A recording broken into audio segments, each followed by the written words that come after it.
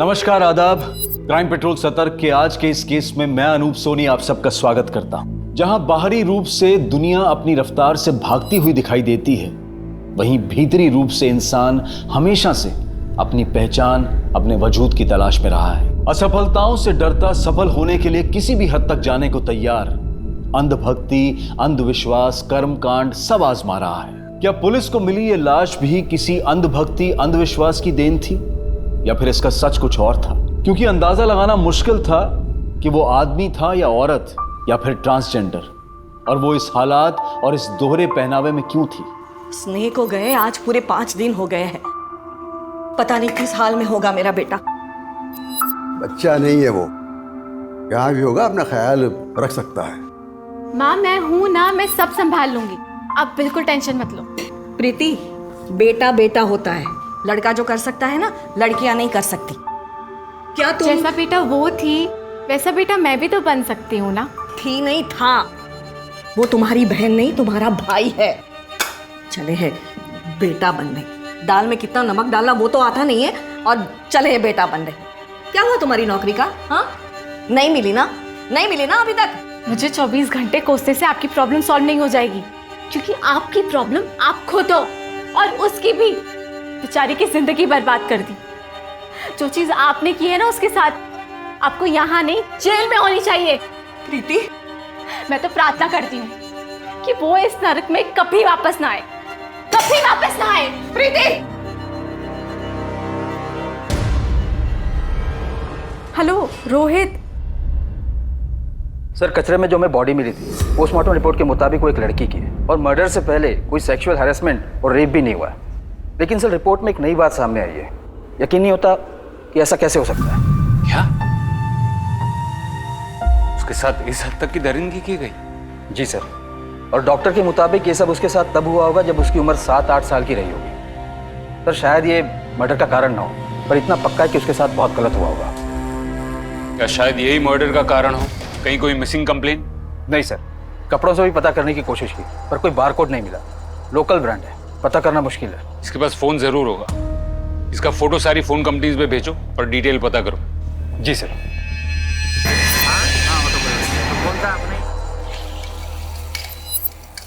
अंगद, तेरे लिए ऑमलेट बनाऊं या हाफ फ्राई? पापा, आपको पता तो है मुझे हाफ फ्राई नहीं पसंद। पता है, लेकिन तुझे चिढ़ाने में ना मुझे बड़ा मजा आता। शक्ल देख अपनी। अच्छा पापा, वो स्कूल वाले ना हमको ट्रिप पे लेके जा रहे, महाबलेश्वर। अच्छा, तो थोड़े पैसे मिलेंगे? बेटा जिस हिसाब से तेरे स्कूल वाले छुट्टियां देते हैं ना, उल्टा उन्हें मुझे पैसे देने चाहिए। मतलब आप पैसे नहीं देंगे? ठीक है, फिर नहीं जाता हूँ। अरे यार, 2 मिनट में मुंह फुला लेता है। मजाक कर रहा था। अलमारी में रखे पैसे, जितने चाहिए ले ले। लेकिन कब जा रहे हो तुम लोग? कल सुबह। सर, आपका फोन कंपनी वाला आइडिया सक्सेसफुल रहा। लड़की का नाम स्नेह यादव था, मुलुंड एरिया का है। ये देखिए सिम कार्ड की कॉपी। स्नेह यादव, मुलुंड। देखते हैं हमारे कितने सवालों के जवाब हमें यहाँ मिलते हैं।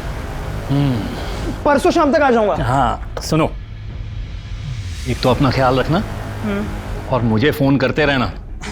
ठीक है, बाय बाय। बाय।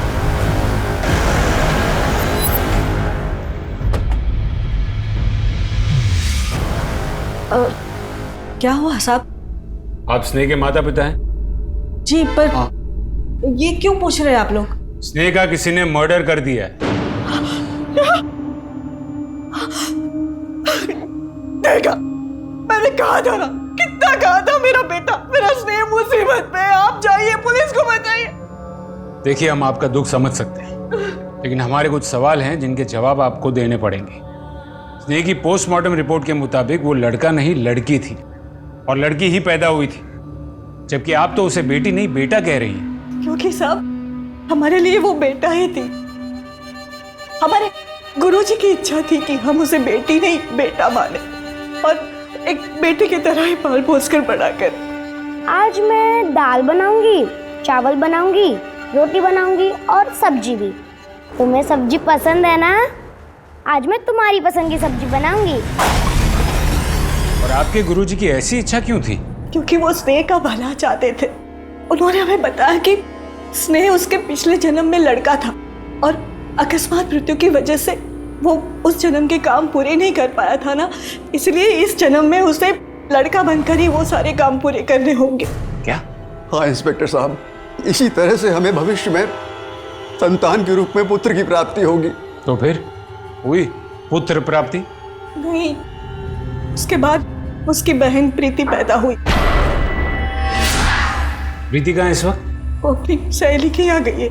स्नेह की बॉडी जब हमें मिली तब उसके माथे पर सिंदूर और गले में मंगलसूत्र था, जबकि आप तो उसे अपना बेटा कह रही। अरे आप ये क्या बोल रहे हैं साहब, ऐसा मत कहिए, अनर्थ हो जाएगा।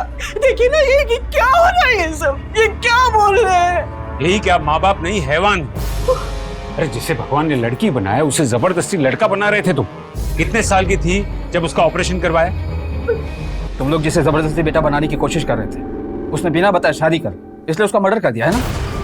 इंस्पेक्टर साहब, मैं तो अपने पैरों पर खड़ा तक नहीं हो सकता, मैं मर्डर करूंगा? स्नेह कुछ काम करती थी, कोई नौकरी वगैरह? हाँ सर, वो स्पीड अप कुरियर कंपनी में काम करता था।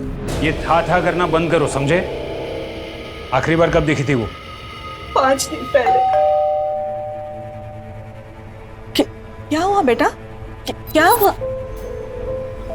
अरे स्नेह, ऐसे लड़का होकर लड़कियों की तरह रो रहा है, क्या हुआ? कुछ नहीं, वो दोस्तों के साथ थोड़ी अनबन हो गई थी। अगले दिन सुबह वो मुझे बोलकर निकली कि वो 3-4 दिन के लिए शहर से बाहर जा रही है। पर साहब, आपको पक्का यकीन है कि उससे शादी कर ली थी? पक्का तो नहीं, और मंगलसूत्र और सिंदूर देखकर तो यही लगता है। प्रीति वापस आ जाए तो उसे पुलिस स्टेशन भेज देना क्वेश्चनिंग के लिए, और हाँ, जरूरत पड़ी तो हम फिर से आएंगे।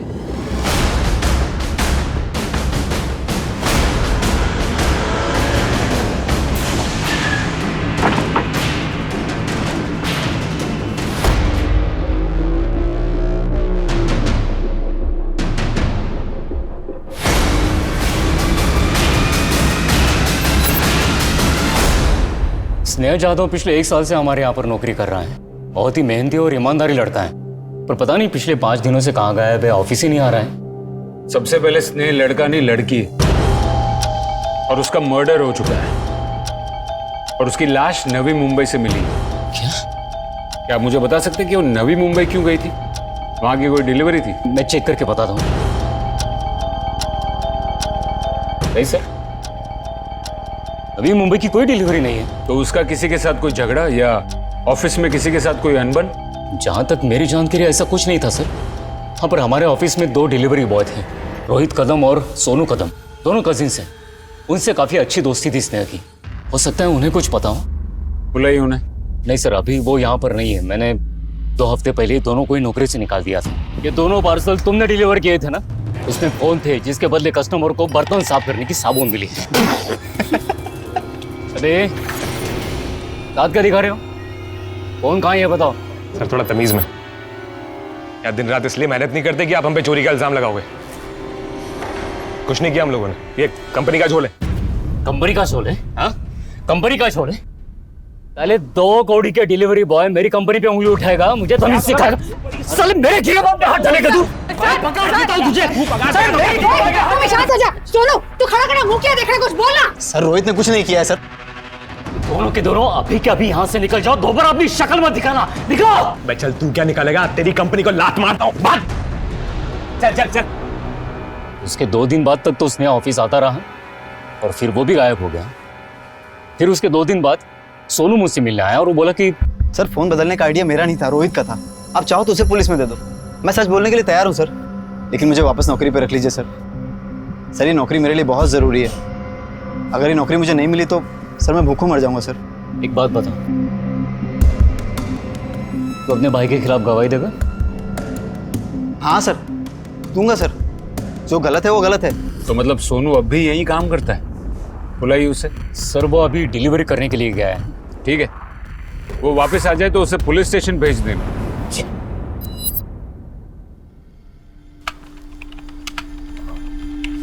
Yes sir. एक रूम चाहिए था। सर आपकी फैमिली कहाँ है? फैमिली तो साथ नहीं है सर। आपकी उम्र 18 साल से कम है और 18 साल से तो देखिए ना मैडम, देखिए चलता है आजकल ये सब, है ना? और सिर्फ 2 ही दिन की तो बात है।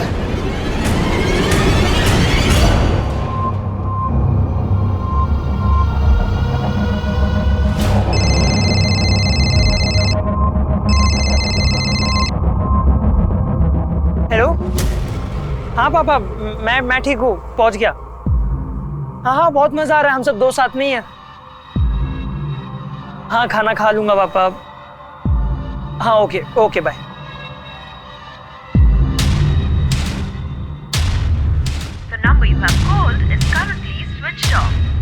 ये रोहित अपना फोन क्यों बंद करके बैठा है?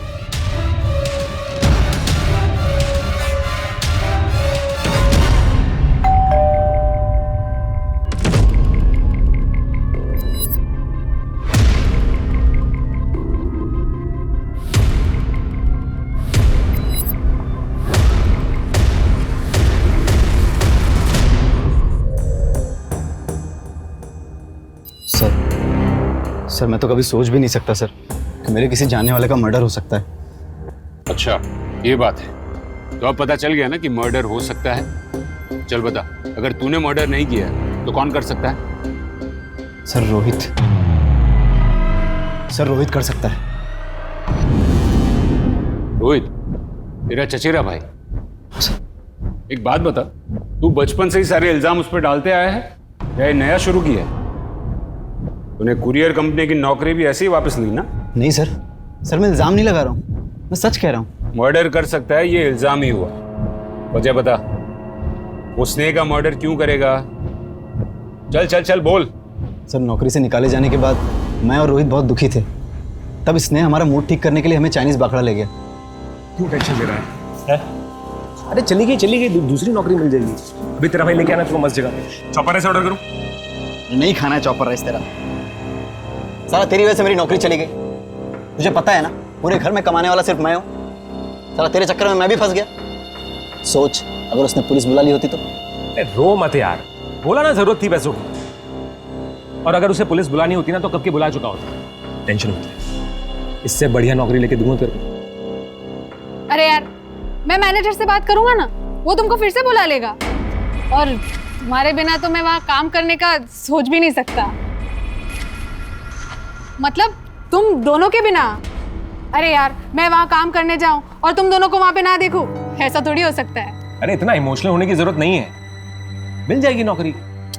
एक काम कर, ये ले, जा चॉपर राइस ऑर्डर कर। रोहित, तुम्हें तो पता है कि मैं तुमसे कितना प्यार करती हूँ। मैं तुम्हारे बिना। तेरा दिमाग खराब हो गया? कुछ भी बके जा रही है? तुझमें ऐसे कौन से लड़कियों जैसे लक्षण है जो मैं तुझसे शादी करूं? लड़कियों जैसे मतलब? मैं लड़की हूँ रोहित। देख, मैं अच्छे से जानता हूँ कि तू क्या है और तू भी जानती है कि तू क्या है, इसलिए फालतू के सपने देखना बंद कर दे। अरे सर उसके बाद क्या हुआ मुझे कुछ भी नहीं पता सर, क्योंकि उस दिन के बाद से मैं उन दोनों में से किसी से नहीं मिला। रोहित से भी नहीं? नहीं सर, ना मिला, ना बात हुई, ना उसने कभी मुझे कॉल किया। सर सच कहूँ तो मैं उससे मिलना चाहता भी नहीं, क्योंकि सर अगर उसे पता चला कि मैंने हाथ पैर जोड़कर नौकरी वापस ले ली है तो सर वो मुझे जान से मार देगा सर। ठीक है, तू जा सकता है, लेकिन सिर्फ यहाँ शहर से बाहर नहीं। जी सर।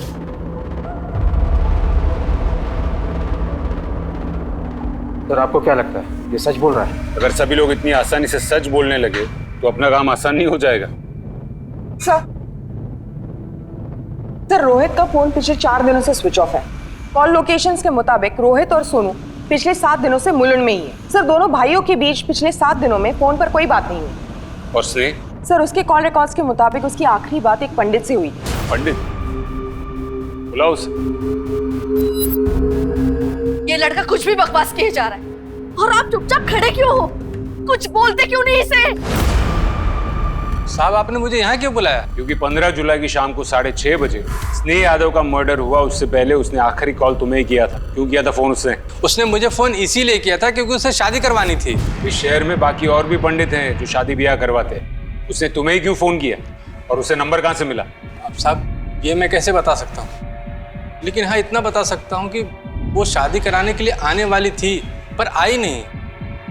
और वो अपनी नहीं, अपनी बहन प्रीति की शादी कराने वाली थी।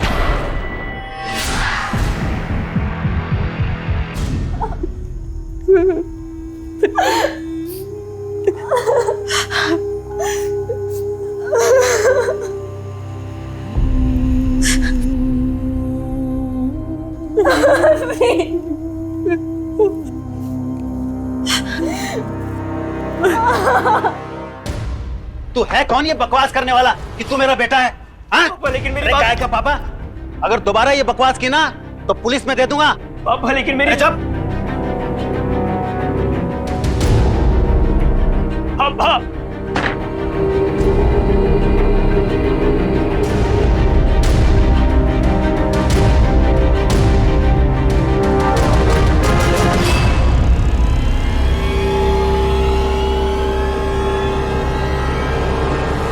सॉरी सर, मैं मानती हूँ कि मुझे पहले आना चाहिए था, लेकिन स्नेह के अंतिम संस्कार की वजह से। अच्छा एक बात बताओ, तुम दोनों बहनों का रिश्ता कैसा था? उसमें बनती थी या?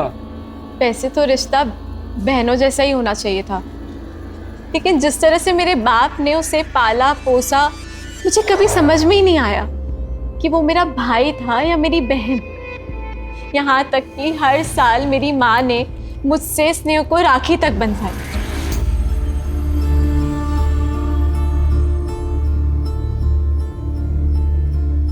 मतलब स्नेह भी एक भाई की तरह तुम्हें अपनी जिम्मेदारी समझती थी, शायद इसलिए वो पंडित से तुम्हारी शादी करवाने की बात कर रही थी।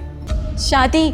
सर मेरी शादी की कभी बात ही नहीं हुई, और वो ऐसा क्यों करेगी? प्रीति जी ये तो आप हमें बताएंगी, क्योंकि आपकी फैमिली में जो चल रहा था वो नॉर्मल नहीं था। सर मैं नहीं जानती कि वो क्या कर रही थी और क्यों कर रही थी। प्रीति जी, कॉल रिकॉर्ड्स हैं आपके हमारे पास। हर दूसरा कॉल आपने रोहित को किया। इसका मतलब साफ है कि दोनों बहनें एक ही लड़की को पसंद करती थी और इसीलिए तुमने स्नेह का मर्डर किया। मैंने कुछ नहीं किया है सर। तुम रोहित को कैसे जानती हो? देखो सच बोलो, ये तो हमारे पास और भी तरीके हैं। सर मैं सच बोल रही हूँ, मैंने स्नेह को नहीं मारा है। रोहित और सोनू को मैं इसलिए जानती हूँ क्योंकि वो उसके साथ काम करते थे और वो उसके दोस्त हैं, और मैं रोहित को सिर्फ इसलिए कॉल कर रही थी क्योंकि घर से जाते हुए स्नेह ने कुछ ऐसी बात कही थी जो मुझे आज तक नहीं समझ आई। सारी जिंदगी मैंने इस झूठ को सच मानकर बिता दी। कितना कुछ सहा है इस झूठ के वजह से, पर बस अब नहीं। अब मैं अपनी जिंदगी अपनी मर्जी से जीऊंगी वो बनकर जो मैं हूँ। सर मैं कुछ नहीं जानती, मेरा रोहित से कोई वास्ता नहीं है। स्नेह का फोन बंद आ रहा था इसलिए मैंने रोहित को कॉल किया, पर उसने कभी मेरा फोन उठाया ही नहीं, और उसके बाद उसका फोन भी स्विच ऑफ हो गया था। तुम जा सकती हो।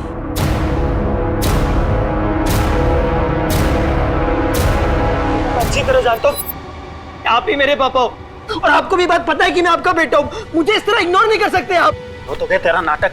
अब जो भी बात होगी तेरी फैमिली के सामने होगी। हाँ? मेरी बची बसाई जिंदगी बर्बाद करना चाहता है? नहीं पापा। हाँ? तेरे बाप से बात करूंगा, किसकी औलाद है? चल नहीं रुको वो रुको। अभी क्या हुआ? अभी हो गया सारा नाटक। चल उसके सामने बात करूंगा तेरे से। चल चल।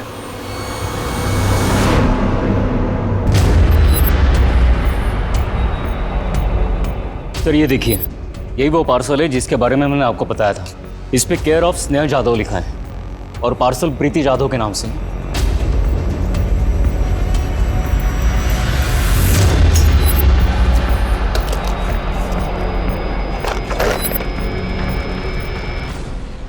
सर मुझे नहीं पता ये सब क्या है।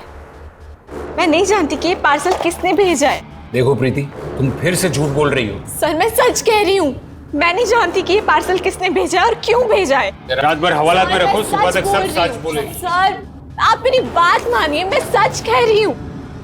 गुप्ता, ज्वेलरी भेजने वाले का एड्रेस फेक है, लेकिन ज्वेलर तो असली होगा ना। पता करो कि ये कहाँ से खरीदी गई है। इस केस में मिलता हर क्लू हमें डेड एंड पर लेकर आता है। सही हाथ पे हाथ धरे बैठे रहोगे क्या? मेरा बेटा मर गया, उसका खून हो गया है, और मेरी बेटी उसके भाई के ही खून के इल्जाम में जेल में।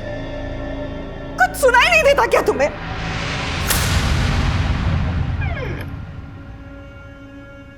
हाँ हाय पापा। अरे ट्रिप में बहुत मजा आया। थोड़ा थक गया हूँ पापा, तो अब फ्रेश होके मिलता हूँ। हाँ जी, आ गया था तू? महाबलेश्वर। बताया तो था आपको पापा, दोस्तों के साथ स्कूल ट्रिप थी ना, तो इसलिए। क्या हुआ पापा? झूठ बोल रहा है। नहीं, तेरे जाने के बाद तेरे दोस्त यहाँ घर पे तुझसे मिलने आए थे, उन्होंने बताया स्कूल की तरफ से कोई ट्रिप नहीं था। झूठ बोल रहा है। एक मिनट। नहीं तो पापा नहीं, पापा नहीं, बाप से झूठ बोलेगा। बता कहाँ गया था? बता कहाँ गया था? पापा बता, बाप से झूठ बोलेगा। मत मारो। कहाँ गया था? बता। छोड़ दीजिए साहब, बच्चा है। हट।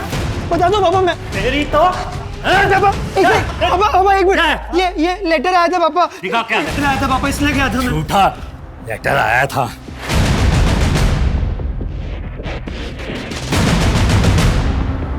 सॉरी पापा। तेरी पापा नहीं, पापा नहीं, पापा नहीं, मत मारो। पापा कहाँ गया था? पापा इधर ही। पापा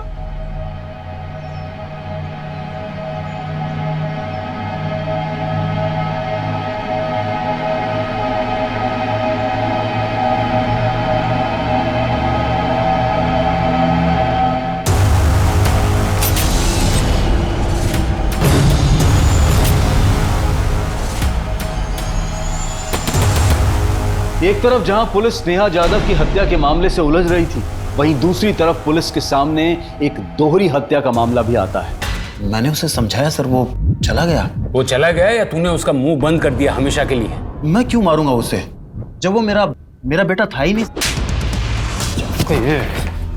तेरे जैसे ना 36 लोग आते हैं यहाँ पे, चेहरा देखकर बोल सकता हूँ कि वो झूठ बोल रहे हैं या नहीं। तो प्लीज छोड़िए सर, मैं बताता हूँ सब कुछ सच है सर। किडनैपर ने 50 लाख मांगे, मैंने दे दिए सर। उन्होंने कहा कि वो मेरा बेटा एक मंदिर के पास छोड़ जाएंगे। मैं वहां इंतजार करता रहा सर, लेकिन उन्होंने सर मेरा बेटा मुझे वापस नहीं दिया सर। तुम्हें तुम्हारा बेटा वापस मिल जाता अगर तुम पुलिस के पास जाते तो? सर मैं बहुत घबरा गया था सर। इतना कि बच्चा और पैसा दोनों जाने के बावजूद तुमने रिपोर्ट नहीं लिखवाई, दूसरी शादी कर ली, और फिर एक दिन वो बच्चा तुम्हारे सामने आकर खड़ा हो गया और तुम डर गए और तुमने अपने हाथों से उसका खून कर दिया। पर नहीं मारा मैंने उसको सर। वो जब मेरे सामने आया तो मैं पहचान गया सर। सर इतने सालों में मैं मान चुका था कि वो वापस नहीं आएगा, यही मेरी किस्मत है। फिर कुछ सालों बाद उसकी माँ को हार्ट अटैक आया सर, वो भी गुजर गई।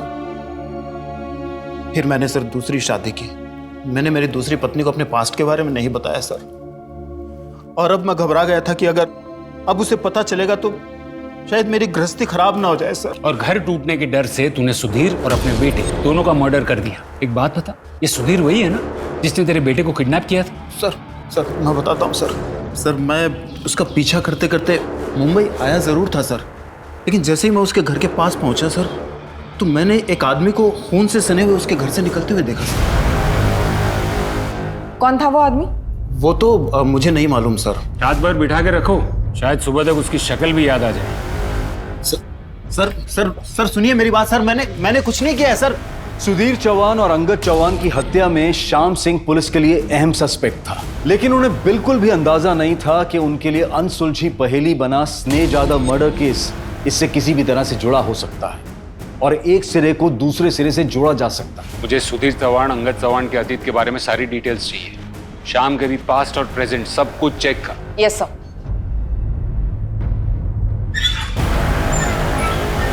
सर। सर प्रीति के नाम आए पार्सल में जो ज्वेलरी थी वो माटुंगा के श्याम ज्वेलर के यहाँ से खरीदी गई। उसने गहने पहचान लिए और गहने खरीदने वाला और कोई नहीं बल्कि रोहित ही है। फिर ये रोहित है कहाँ?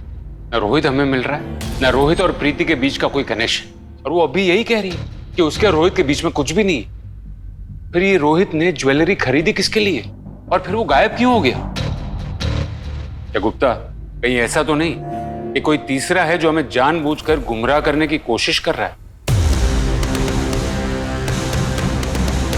अपने खबरियों को काम पर लगाओ, जो किसी भी हाल में रोहित चाहिए। दादर जेल में पिछले 3 साल से सजा काट रहा है, ऐसे इलीगल ऑपरेशन के चार्जेस में। जब हमने उससे बात की तो पता चला कि इसने का असली बाप विष्णु यादव नहीं है। तो कौन है?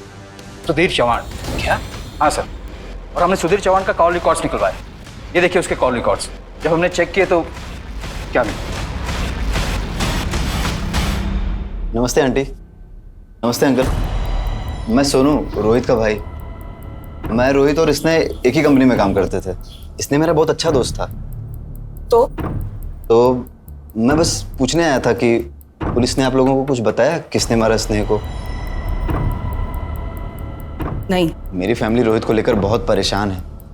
पता नहीं कहाँ चला गया है, कहाँ गायब है।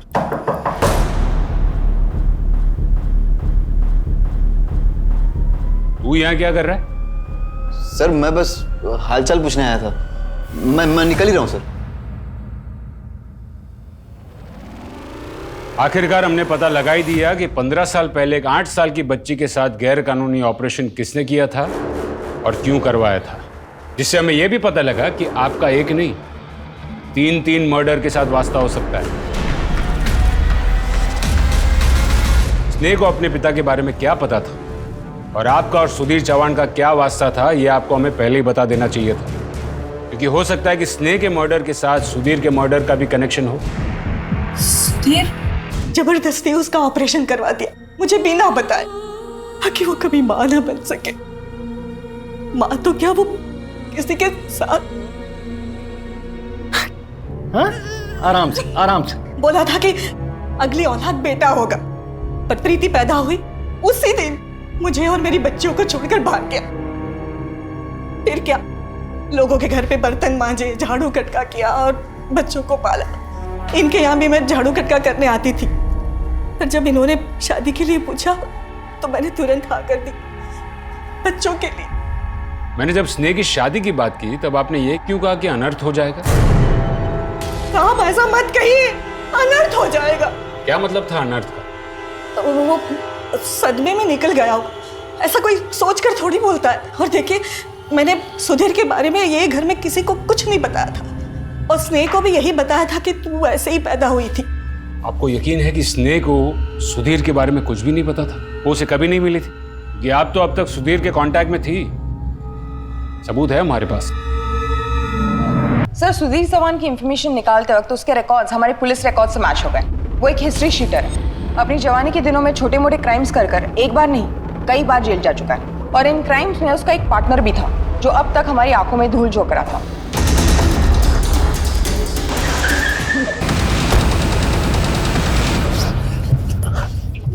अरे सर आप मुझे ये यहाँ क्यों लेकर आए? मैंने तो आपकी इतनी मदद की थी। पूरी मदद नहीं की थी, पूरा सच नहीं बोला था। जैसे कि स्नेह के बाप के साथ तूने ऐसा किया क्यों? कैसे मारा उसे? क्यों मारा उन दोनों को? तूने स्नेह को पहले इसलिए मार दिया ना ताकि तेरे प्लान के बारे में किसी को पता ना चले। मैंने स्नेह को नहीं मारा है सर। अब की बार जरा सा भी झूठ बोला या कुछ भी छुपाया ना, मां कसम तुझे तोड़ के रख देंगे। गवाह है हमारे पास जिसने तुझे उस दिन भागते हुए देखा था।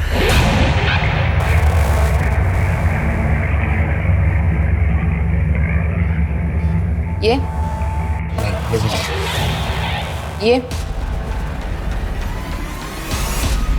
सुधीर के घर से मिले तेरे जूतों के निशान से ये साबित होता है कि दोनों मर्डर तूने ही किए हैं। अब बता क्यों और कैसे? चौहान साला धोखेबाज निकला। बोला था जेल से बाहर आऊंगा तो मिलेगा मुझे। साले ने शक्ल भी नहीं दिखाई।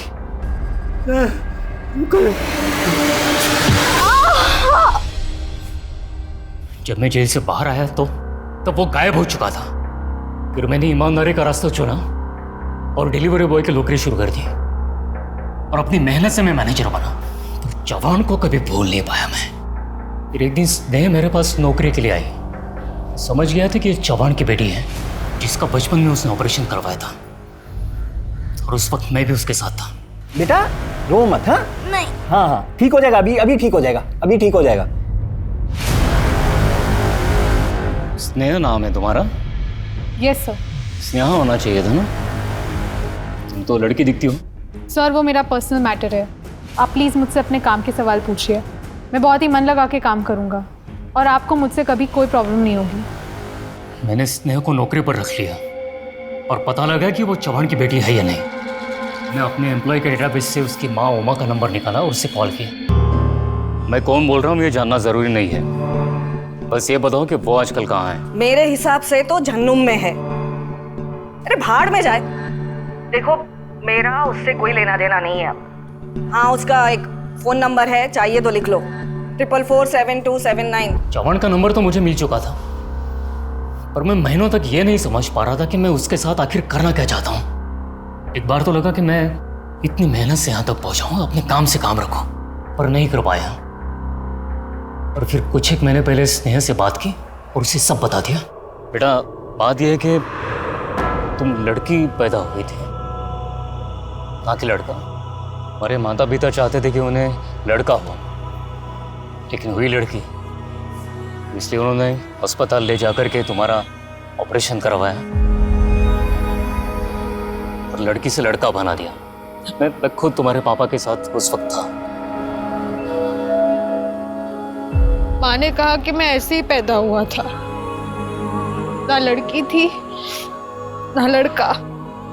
माँ ने कहा अगर तू लड़का बन के रहेगा तो कम से कम लोग तेरी इज्जत तो करेंगे, पर ये सब झूठ था। इतना गलत किया उन्होंने मेरे साथ। बेटा, अगर तू इस धोखे का बदला लेना चाहे तो मैं तेरी मदद कर सकता हूँ, पर एक शर्त पे कि तू अपनी माँ को कुछ नहीं बताएगी।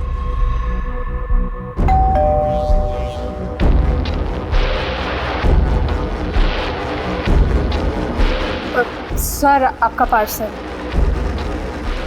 अरे अंगद। जी पापा। तुम्हारा पार्सल आया भाई। आया। साइन दो। ये लो, साइन कर लो, ले लो। अंगद, ये तुम्हारा असली बाप नहीं है। तुम्हारा असली बाप सूरत में, उसका नाम श्याम सिंह है। नीचे उसका एड्रेस है सूरत का। अगर तुम्हें कोई शक है या कुछ पूछना हो तो मुझे इस नंबर पे फ़ोन करो, 4488221212। चौहान बहुत चालाक आदमी था, मैं जानता था बहुत जल्दी उसे सब पता चल जाएगा और वो मुझ तक पहुंच जाएगा। तो मैं भी यही चाहता था। फिर उस रात जब उसने मुझे फ़ोन किया तो मैं पूरी तैयारी के साथ उसके यहाँ पर पहुंचा।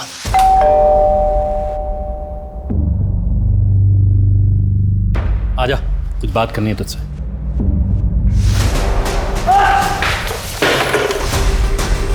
मैंने चौहान को उसके किए की सजा दे दी। अंगद और स्नेह को किस बात की सजा दी? चल बता। दो मर्डर कबूल कर लिए मैंने, तीसरे के लिए झूठ क्यों बोलूंगा?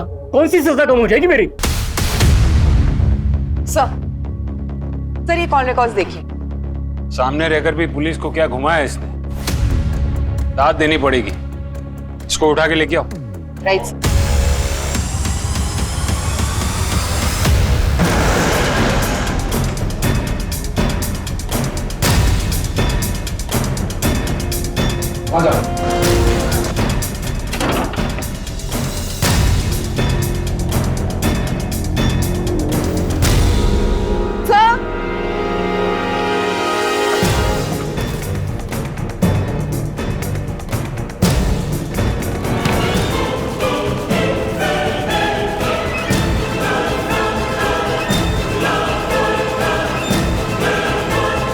उसकी वजह से मैंने मेरा पहला पति खो दिया, लोगों की गालियां सुनी, क्या क्या नहीं सहा। अब इस बुढ़ापे में मुझ में इतनी हिम्मत नहीं थी कि मैं मेरा दूसरा पति भी खो दूं और दर दर की ठोकर ही खाऊं। मतलब ये कि जिस दिन वो निकली ना, तब मैंने सब कुछ सुना था। प्रीति को क्या ज्ञान दे रही थी वो। सारी जिंदगी मैंने इस झूठ को सच मानकर बिता दी। कितना कुछ सहा है इस झूठ के वजह से, पर बस अब नहीं। अब मैं अपनी जिंदगी अपनी मर्जी से जीऊंगी, वो बनकर जो मैं हूँ। ये सब क्या बोल रहे हो? तुझे पता है वो आदमी जिसे मैं अपना बाप समझती थी, वो मुझे पैरों की मालिश के नाम पे क्या करवाता था? बताऊं मैं तुझे? मुझे बताने में भी घिन आ रही है। पता है, सब पता है। आजा, थोड़ी मालिश ही कर दे। वैसे भी तू किसी और काम का तो है नहीं। तो अब तुम क्या करोगी? अब मैं अपनी जिंदगी नॉर्मल तरीके से जीऊंगी।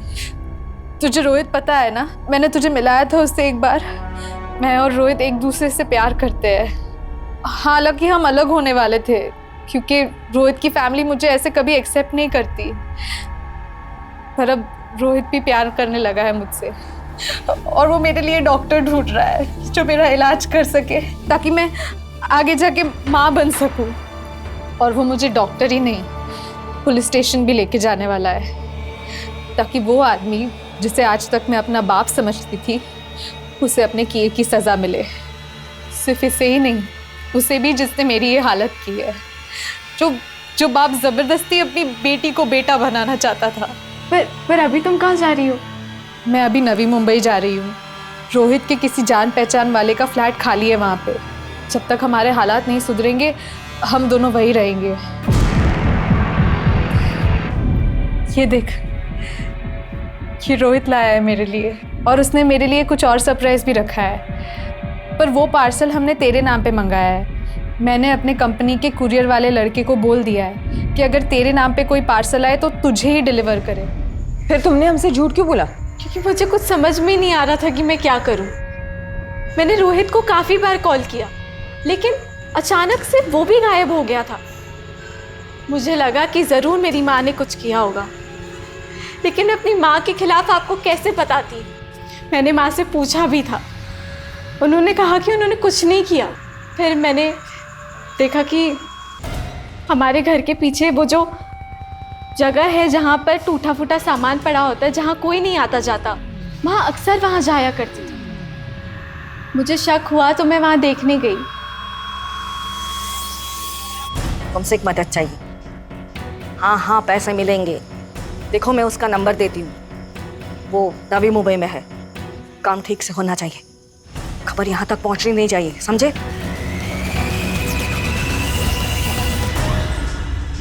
क्यों मिलना चाहते थे मुझसे और क्या जानते हो विष्णु जाधव के बारे में? बताता हूँ। मैडम वहां पर एक आदमी की लाश पड़ी है।